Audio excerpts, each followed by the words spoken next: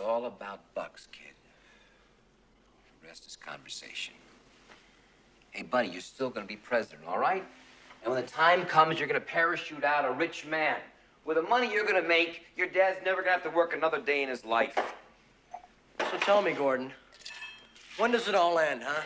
How many yachts can you water ski behind? How much is enough? It's not a question of enough, pal. It's a zero-sum game. Somebody wins, somebody loses. Money itself isn't lost or made. It's simply transferred from one perception to another. Like magic. This painting here, I bought it 10 years ago for $60,000. I could sell it today for $600. The illusion has become real. And the more real it becomes, the more desperate they want it.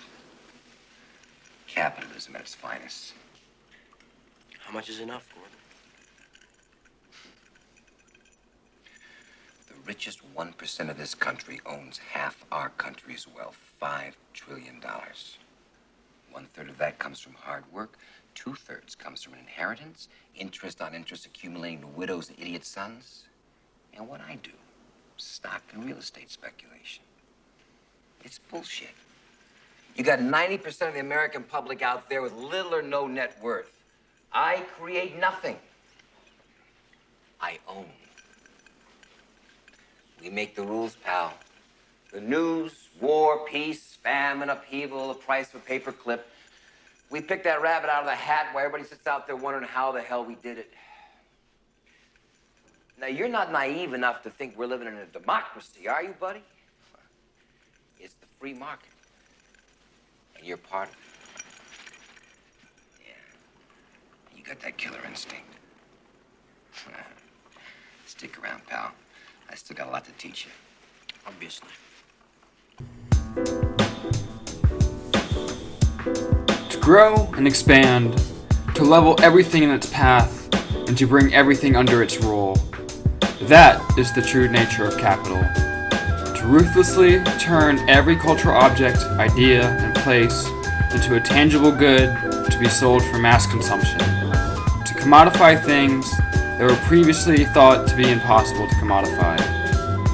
It levels every concept in society to one digestible plane. To quote from Bookchin, although the imaginary and the subjective are certainly elements in social development, contemporary capitalism is steadily dissolving the uniqueness of imaginaries of earlier, more diverse cultures.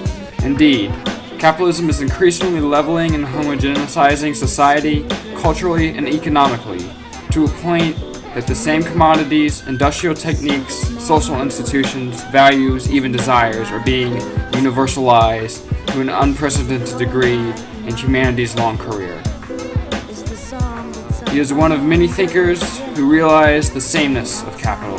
From Ricardo to Marx to Adorno, all of them realize the loving effect capital has on society. The mass accumulation of capital causes inequality and poverty by pure function, to turn all motives into a profit motive and to expand where no one thought previously possible. With great property comes great inequality. That's a quote by economist Adam Smith when referring to the commodity and the commodification of land. All commodities seek to create inequality between the owner and the owned. Essentials like food and water will eventually become unattainable for a large portion of the developing world, and we'll see a likely trend among all other commodities.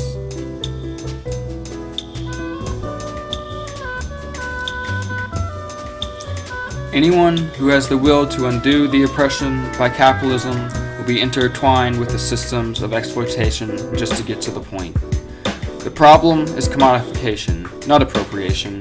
Commodification of culture alienates us from cultural significance the same way that commodification of labor alienates us from the significance of our labor.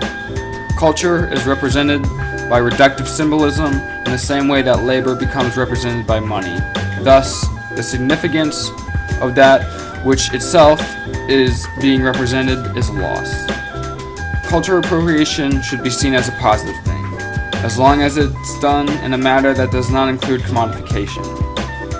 It is fine to appropriate a positive aspect of culture as adopting aspects of other cultures is one of the ways that cultures grow and develop. Cultural exchange, one of the primary mechanisms of cultural development, necessitates appropriation. Cultural appropriation, being problematic, can only start to make sense when you overlay it on a foundational theory of identity politics and hierarchies of oppression. However, these theories are themselves incoherent as they reduce relationships to the means of production to a mere aspect of one's identity. Therefore, cultural appropriation is real, but is not a bad thing in of itself. The problem is cultural commodification, which is a coherent concept because it describes a contradiction in the cultural superstructure of society arising as a reflection of an analogous contradiction in the economic base of society. It is not fine to appropriate one cultural artifact, use that artifact as a symbol for the culture as a whole, and then commodify that symbol. Culture is a set of practices influenced by material conditions. Capital has changed the very nature of man itself, as pointed out by the Invisible Committee.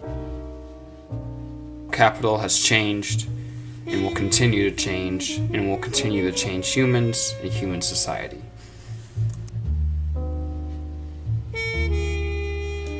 It's expected that always and from every point of view, one will be engaged in calculating, that the fear of missing an opportunity will goad us forward in life. The important thing is not working for $1 an hour or making a few pennies by scanning contents from Amazon Mechanical Turk, but where this participation might lead someday.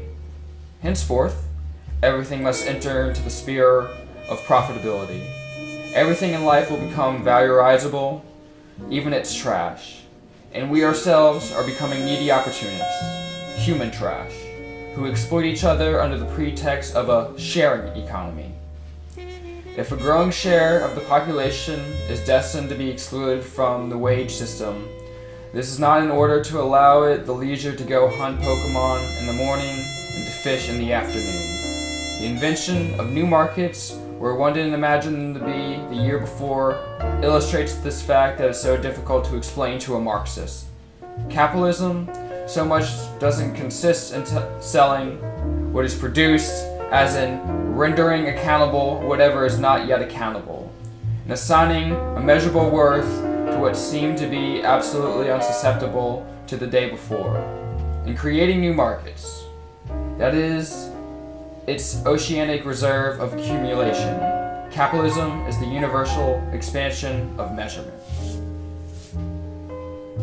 In economics, the theory of the needy opportunist, the Kavod, who is called the theory of human capital, which is more presentable.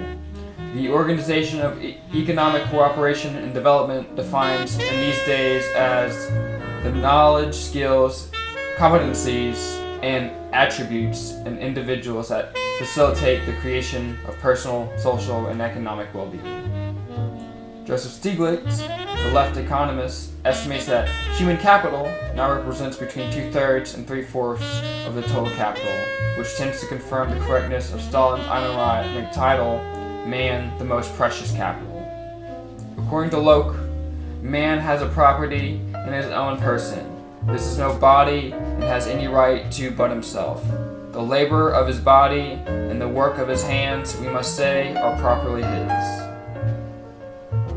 which in his mind did not rule out either servitude or colonization.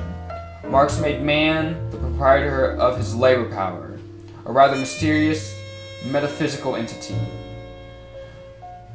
But in both cases, man was the owner of something that he could alienate while remaining intact. He was formerly something other than what he sold. With the theory of human capital, man is thus the possessor of an indefinite cluster of capitals: cultural, relational, professional, financial, symbolic, sexual, health, that he himself is that cluster. He is capital.